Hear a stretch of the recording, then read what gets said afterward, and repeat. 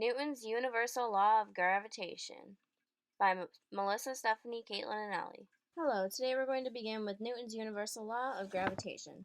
It all began when Newton observed an apple fall from a tree. He noticed that the apple went from sitting still to moving towards the ground. He knew that due to Newton's second law, in order to accelerate, a force needed to act upon the apple. He wondered, what was that force? He decided to call that force gravity, and the acceleration that is associated with the gravity is called the acceleration due to gravity. The universal law of gravity is an inverse square law, which means if the distance doubles between the two objects, the force drops to 1/4 of what it was. If the distance triples, the force drops to 1/9 of what it was before. The distance times 10 equals the force of gravity divided by 100. Relationship between gravitational attraction and mass. As you can see, this nail polish has a greater mass than this chapstick. So the gravitational pull between this big lotion bottle will be that the nail polish has a greater pull because it has a greater mass, and the chapstick will have a lesser pull because it has a lesser mass. Another example is that the moon has a lesser mass than the mass of Earth. So when you're on the moon, you'll have less gravitational force pulling down on you, and on Earth you'll have more gravitational force. You can see this by when jumping on the moon, you'll have less resistance when jumping, and when you're jumping on Earth, you'll have more resistance due to mass. Relationship between gravitational attraction and mass. Newton's explanation of the force of gravity acting between an object and Earth is directly proportional to the mass of Earth, mass of an object, and the distance between them. So when an object's mass is 600 kilograms, it will have a greater gravitational pull than an object with a 30 kilogram mass.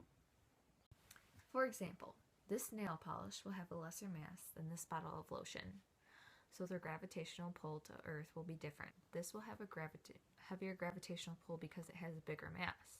This will have less pull because it has a lesser mass. Relationship between gravitational attraction and distance. More separation distance will result in weaker gravitational forces. So two objects that are separated from each other, the force of gravitational attraction between them will decrease. When the separation distance between two objects is doubled, then the force of gravitational attraction is decreased by a factor of 4. If the separation Explanation of Einstein's theory of relativity and how it interferes with Newton's Ulog. Einstein's theory of relativity states that massive bodies cause a curvature in spacetime. It also states that objects moving through this curvature move in locally straight paths in curved spacetime.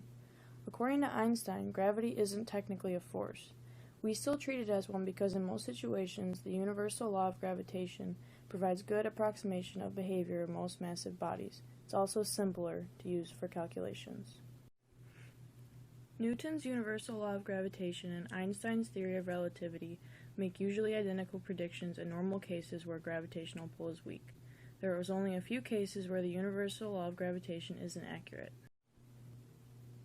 Einstein's theory of relativity states that massive bodies cause a curvature in spacetime. It also states that objects moving through this curvature move in locally straight paths in curved spacetime. According to Einstein, gravity isn't technically a force. We still treat it as one because in most situations, the universal law of gravitation provides good approximation of behavior of most massive bodies. It's also simpler to use for calculations. Another example is the discovery of gravitational waves in the gravitational field that carry energy. These are ripples that travel at the speed of light through the curvature of spacetime, which is another part of Einstein's theory of relativity that's not found in Newton's universal law of gravitation.